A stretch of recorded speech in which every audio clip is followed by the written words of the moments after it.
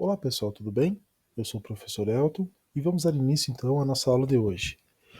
O nosso conteúdo é Quem são os brasileiros? No capítulo 2, na página 20, para quem quiser estar acompanhando em casa pelo livro, ok? Vamos lá. Você sabe quem são os brasileiros? Antes de entrarmos nesse assunto de quem somos, vamos lá. No capítulo anterior, então, nós vimos como o território brasileiro foi construído, todo o processo até chegar nas dimensões que nós conhecemos, né? E nesse capítulo, então, nós vamos ver como a população, o povo que aqui vive, se construiu. Né? Mas antes disso, vamos lá. Quem somos, então? O povo brasileiro é formado por uma grande mescla de etnias. Somos indígenas, portugueses, alemães, italianos, negros, africanos, dentre tantas outras raças que compõem o nosso povo, que formam a nossa identidade enquanto brasileiros. Né? E o que nós herdamos de todos esses povos? Um ponto muito importante é a questão cultural, que nós herdamos de todos esses povos. Mas que tipo de cultura é essa? Né? Herdamos diversas coisas de todos esses povos: a dança, comida, linguagem, crenças, mitos, etc. Né? Muitas e muitas e muitas coisas nós herdamos de todos esses povos. E elas se misturaram e criaram a nossa própria identidade. É por isso que o povo brasileiro é único. Não existe nenhum outro povo no mundo que seja como nós, que se compare a nós, que seja parecido com o que nós somos. Dentro dessas questões, né, o que nós somos então? Nós somos uma mistura de povos. Temos diversas culturas e somos enormes. Essa questão de ser enorme, de ser grande, nós podemos perceber com as nossas regiões. Um exemplo, a questão cultural comida. Aqui no sul nós temos o hábito de comer pinhão, né, principalmente no inverno. Se nós formos nas outras regiões, a questão culinária é totalmente diferente da que nós estamos habituados. Né?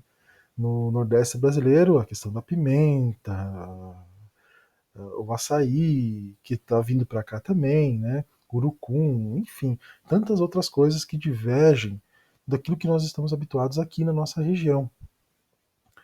E tudo isso é herança cultural desses outros povos que vieram para cá na antiguidade, desde a origem do Brasil, né, de 1500 em diante, né, que foram construindo toda essa questão. Outro detalhe importante para nós entendermos bem essa mistura de culturas é o carnaval. O carnaval, a origem do carnaval, ela tem na Europa, né, com os bailes de máscaras e tudo, as festas, as danças. E quando eles vêm para o Brasil, o carnaval vem junto com essa cultura portuguesa. No entanto, ela acaba se misturando com as culturas indígenas e africanas e torna o carnaval o que nós conhecemos hoje. Né? Cheio de brilho, cheio de fantasias, de glamour, de todas essas coisas peculiares do nosso carnaval, da nossa festa, né? Que é totalmente diferente daquilo que se pratica na Europa. Então vamos lá, gente. Quem foram os primeiros habitantes do nosso território? Quem que morou aqui primeiro, né? Os primeiros habitantes, então, são os indígenas, que já viviam aqui, né? Que moravam aqui, que estavam aqui, que tinham o termo, que tinham o seu próprio costume, a sua própria vida social, né? Crenças, enfim, todas essas questões. Né? Mas quem são os indígenas? São os primeiros habitantes do Brasil. Os indígenas formavam grupos e viviam em sociedade com as suas próprias crenças e costumes. Viviam da pesca, da caça, coleta e da agricultura. Né? Não era um povo nômade, eles já se estabeleciam em sociedade, viviam em pequenas sociedades e tinham seus próprios segmentos dentro dessa sociedade. Né? Hoje, no Brasil, ainda existem algumas tribos indígenas isoladas que não têm contato com o homem branco. São poucas, mas ainda existem. A maioria dos índios já vivem em conjunto com toda a sociedade. Né? Lógico que nós temos sempre que respeitar a questão cultural desses povos e sempre lembrar do resgate histórico deles, né? Do decorrer do processo da formação no Brasil. Não podemos negligenciar a história desse povo. Outro povo importante que nós não podemos esquecer são os portugueses, né? como todos sabem, quem colonizou o Brasil foi Portugal. E automaticamente eles trouxeram toda a sua bagagem cultural para cá, né, junto com eles, quando eles vieram se estabilizaram aqui no nosso território. E por fim, nós temos os negros africanos, né? O único povo que não quis vir para cá. Os negros, então, como todos sabem, foram escravizados nesse período, nesse processo de colonização do Brasil, e foram tirados à força do território deles. Muitos deles vieram da Angola e vieram para cá à força, né? Foram roubados ou vendidos e pegos lá na África e atravessaram todo o Atlântico, caracterizando o que nós conhecemos como o tráfico negreiro, né? O tráfico do Atlântico, que abasteceu todo o mercado de escravos aqui do continente americano. Continuando, gente, então, esses povos que vieram para cá, os indígenas que já estavam aqui, os portugueses e os negros africanos, essa mistura de raças tem um nome, e o nome que nós damos para ela é miscigenação. Mas o que é miscigenação? A população brasileira é bastante miscigenada. Isso ocorreu em razão da mistura de diversos grupos humanos que aconteceu no país. São inúmeras as raças que favorecem a formação do povo brasileiro. Os principais grupos foram os povos indígenas, como nós falamos já, os africanos, os imigrantes europeus, e aqui eu levanto um detalhezinho que não vieram somente os portugueses, né, como nós sabemos, vieram os italianos, alemães, poloneses e tantos outros europeus para cá, principalmente depois das guerras, né, dos conflitos mundiais, e os imigrantes asiáticos. Nesse contexto, então, pessoal, dessa, dessa onda migratória, de várias pessoas que vieram para cá, dos povos que ocuparam nosso território, e também a questão dos próprios brasileiros que já nasceram no território brasileiro, né, no decorrer da história, nós somos um país que tem muita gente. Nós somos o quinto maior país em questão populacional. Nós temos a quinta maior população no mundo, né? Perdemos apenas para a China, para a Índia, para a Rússia, né? Não lembro para quem que a gente perde. Então, pessoal, dito tudo isso, né, nós temos que lembrar sempre que o Brasil tem muita gente. Somos o quinto maior país do mundo. Nós temos a quinta maior população do planeta. Né? Nós temos dados atualizados, né, de 2020, nós temos 217,9 milhões de habitantes no nosso território.